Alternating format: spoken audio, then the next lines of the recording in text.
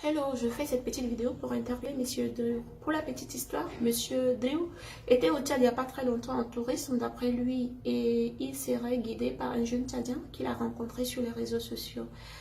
Ce que le jeune guide ne savait pas, c'était que partout où ils allaient, Monsieur Drew faisait clandestinement des vidéos. Ils sont allés dans les bars, donc il a filmé les toilettes des bars, il a filmé les agents à l'aéroport, et les agents de sécurité, les agents de nettoyage, tout ça clandestinement. Il a aussi filmé un petit enfant de moins de 3 ans qu'il a exposé sur les réseaux sociaux. Et le comble, c'est que M. Drew invite tous ceux qui le suivent à ne pas venir au Tchad parce que d'après lui, le Tchad est un pays sale et donc il n'invite pas les gens à venir là-bas en tourisme. Mais je me pose une question, est-ce que M. Drew était vraiment au Tchad pour le tourisme? Monsieur le guide, pourquoi vous n'avez pas amené votre touriste visiter euh, le parc des Accoumans? Parce que c'est là-bas que ses amis vont.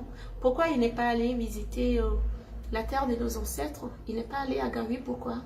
Visiter nos mamans qui font de la poterie, par exemple. Pourquoi il n'est pas allé à Koumra? Regardez comment nos mamans se battent pour transformer le karité. Monsieur Drew se plaint parce qu'il a eu des difficultés pour sortir de son auberge et trouver un taxi. Il était obligé de prendre des mototaxis, communément appelés des clandos. Monsieur Drew, comment voulez-vous qu'on ait des taxis en zone rurale alors que toutes nos ressources sont pillées?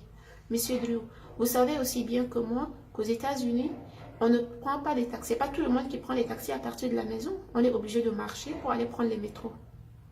Monsieur Drew, vous savez aussi qu'aux États-Unis, c'est pas tous les coins qui ressemblent à la Maison Blanche. Vous savez que vous ne pouvez pas comparer Queens à Manhattan. Ce qui signifie, Monsieur Andrew, que partout il y a des zones dans le monde qui ressemblent à ce que vous avez vu, ce que vous avez filmé et posté sur les réseaux sociaux. Je ne dis pas que c'est faux.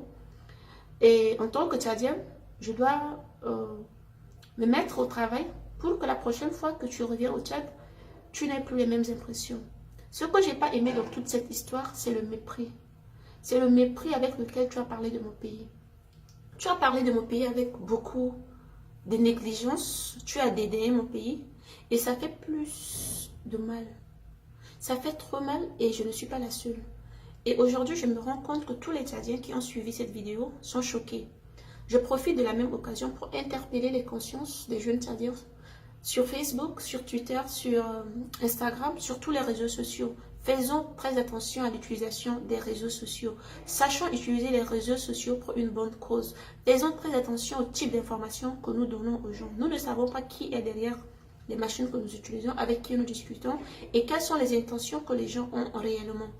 Monsieur Drew, aujourd'hui, il a fait des vidéos, il a explosé, il est parti. Ça aurait pu être un terroriste. Et sans le savoir, nous aurons pu contribuer à un acte barbare. Et aussi, je voudrais, Monsieur Drew, la petite fille que vous avez filmée, c'est avec le consentement de ses parents, vous avez exposé son